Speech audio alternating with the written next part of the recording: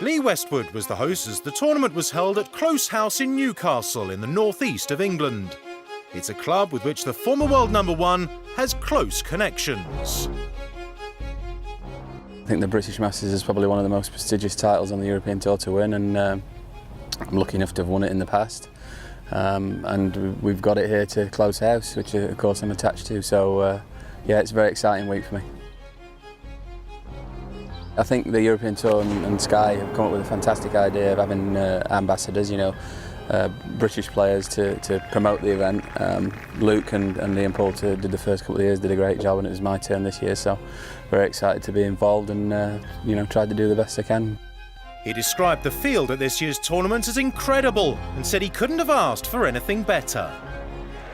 I don't know whether the players are playing for me or whether it's because it's the British Masters. The likes of Sergio, who played in the Tour Championship last week and committed really early to playing in this event, so we could use him for promotion and things like that. It's great that because he hardly ever plays in Britain, and it's great that he's come along and supported it and playing. Rory playing as well is obviously massive. The people in the northeast won't get much of a chance to see Rory that often, and Sergio and a lot of the other players. The likes of Martin Keimer and Graham McDowell and people like that. Have supported the event, and I can't thank them enough. The Hero Challenge kicked off the week quite literally with a bang. It's an innovation that Westwood enjoys and thinks is vital to the future health of the game. A lot of golf tournaments are all the same, so it's nice to bring in something different, something maybe the kids can get involved with, and fireworks and flames and fire going on, and hopefully none of us will catch fire. And it attracts a different crowd, so it's at night as well, which should be exciting. It's different. You need to be innovative nowadays to get people involved in the sport. I still got it! I still got it! Lee's enjoyed a long relationship with Close House and its journey to becoming a European Tour venue. The Colt course was designed by Scott McPherson quite a few years ago now, and I came and opened it in 2010, and they asked me if I'd like to be attached to it back then, and I said yeah. I loved the place straight away. I don't think Graham Wiley, the owner, can believe it that from 6-7 years ago, me coming and opening the place, he's now got a massive European golf tournament around it, so it's been a real quick progression for the golf club. As you can see behind me, it's quite undulating, so it's going to be a good walk for the players and the caddies, and that also, is one of the defences of the golf course. Some of the holes aren't that long uphill, obviously, but they play quite a bit longer. The wind can blow. It's on the side of a hill here, so the weather conditions can come into it. But there's some well-placed bunkers out there. I've added a few more tees and added a few bunkers and taken a few bunkers out, so just in preparation for the tournament. So it's got its defences. The greens aren't flat by any means. A few of them are quite undulating, so we can tuck flags away as well. So I think it'd be tricky. With Close House located just outside sports-mad Newcastle, large crowds turned out. They really do sort of come out and support the event, whether it be from supporting Newcastle United and Sunderland to, the Great North Run. The Transplant Games are here in a couple of years' time, and they really do get behind the sporting events up here. So I'm expecting big crowds of them to get right behind the players. He wasn't disappointed, and neither were the fans, as Paul Dunne claimed victory in style. The Irishman had previously made the headlines in 2015, when, as an amateur, he led the Open Championship through 54 holes at St Andrews, only to fall away on the final day.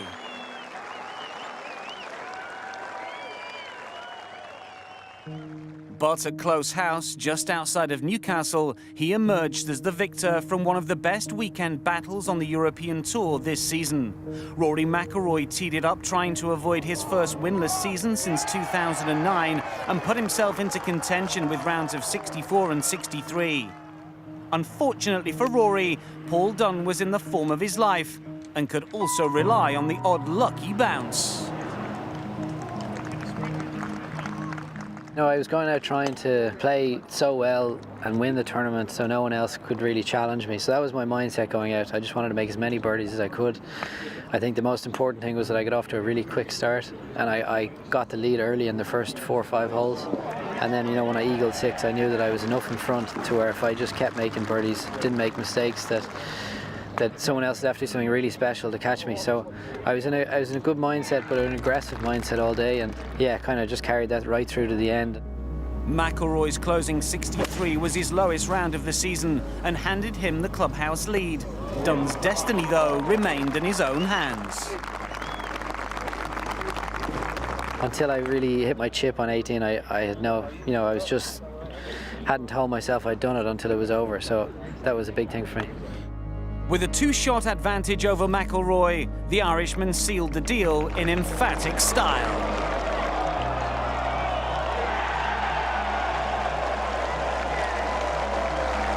The lie was pretty good. I was just trying to visualise how it was going to come off, and kind of feel the strike in my hands when I was taking practice swings. So I knew if I could get it down, kind of coming down softly, that it'd be fine, because it was landing on a little bit of a downslope. So if it came out with a bit of topspin, it would have released all the way to the back of the green. So I knew once I got a soft flight on it and landed it anywhere on the green, that it was going to be close enough to where I wouldn't have any problem getting down in 2 for the win. So yeah, as soon as I struck it, I knew I'd struck it well enough to where the tournament was over. It was going to be inside 6 feet, but for it to go in was a nice bonus.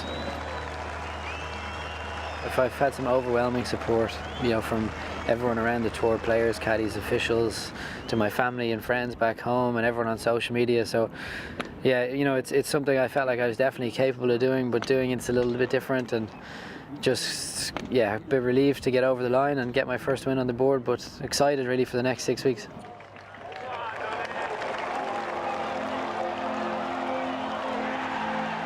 Anytime an Irishman can win a British Masters, it's good. Anytime an Irishman can win in Britain, it's one for the home country. So, yeah, it's obviously a great event. Lee Westwood did a great job hosting it. There's some great names on that trophy, but I was just playing it like any other event. I knew that the field was good, the world ranking points were good, but I was just trying to shoot as low as I could and see if I could beat everybody else, really.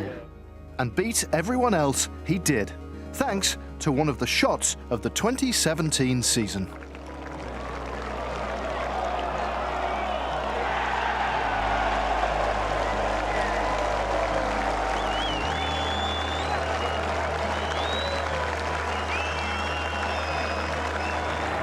Did he hold it? Yeah. Nice. 61, thanks very much. Rory's a hero for everyone in Irish golf, and what he's been able to accomplish at his age is incredible. But it's nice to know that when I play well, I can finish a little bit ahead of him. I'm sure he didn't play at his best, but I think he played pretty well. So it's nice to finish ahead of someone who's, such a good player. And to get my first win, it kind of just does add that little bit of specialness to it. The only schedule that changes is I get into China and have the World Golf Championship there, so I'll skip the week before in Valderrama. But that's it. I've got 6 really big events coming up in 7 weeks, so I'm not really looking past that at the minute. My games obviously feels in good shape, and there's loads of world ranking points and all that kind of stuff available over the next 2 months. So I'm just going to kind of keep building off what I've been working on and hopefully win again.